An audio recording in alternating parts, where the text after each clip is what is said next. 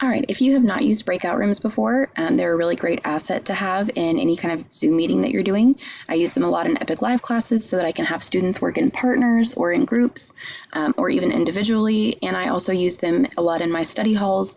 If a specific student needs help with something or you need to go over an assignment with them and you don't want to do that in front of everyone else in the study hall, then it's really easy to put them into an individual breakout room and then not everyone is watching you help them with whatever they need help with. So the way that Zoom works is that breakout rooms are not automatically enabled, so you will have to sign into your Zoom account to enable those. So we're just going to go to zoom.us. We're going to click My Account. If you have not logged into this before, you'll have to log in. And then over here on the left-hand side, we have our menu of options. We're going to go to Settings. You will have to scroll pretty close to the bottom. It's pretty far down there. And if you have not enabled it, then this thing will be off, so you will not be able to use breakout rooms. We're going to turn it on. That allows us to assign participants to breakout rooms during the meeting or before you start. So now that we have that finished, we're good to go. We can go into our Zoom meeting.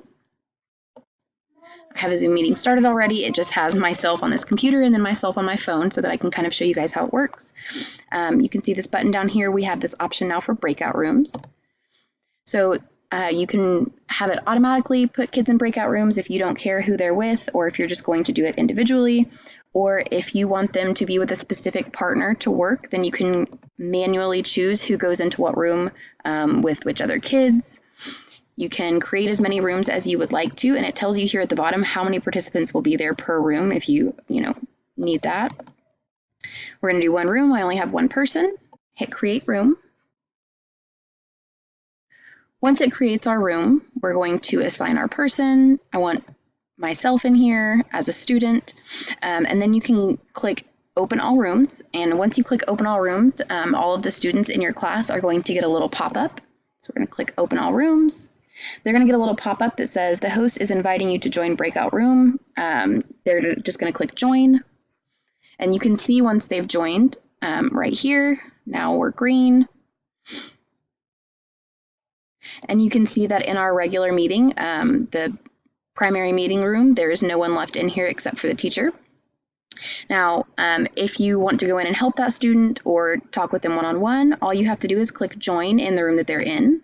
I want to join breakout room 1. It takes a couple seconds.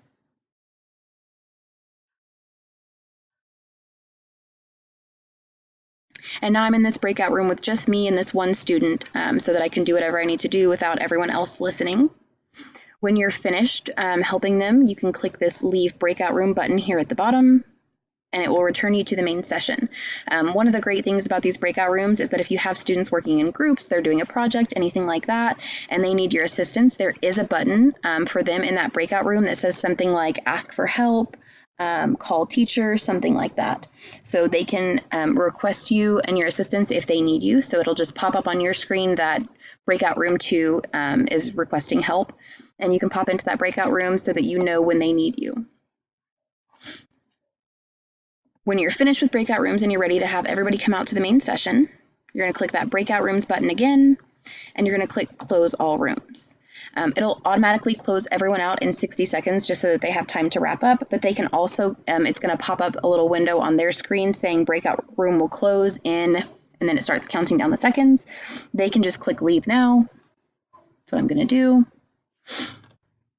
And once everyone is back in the main room, you can restart your session.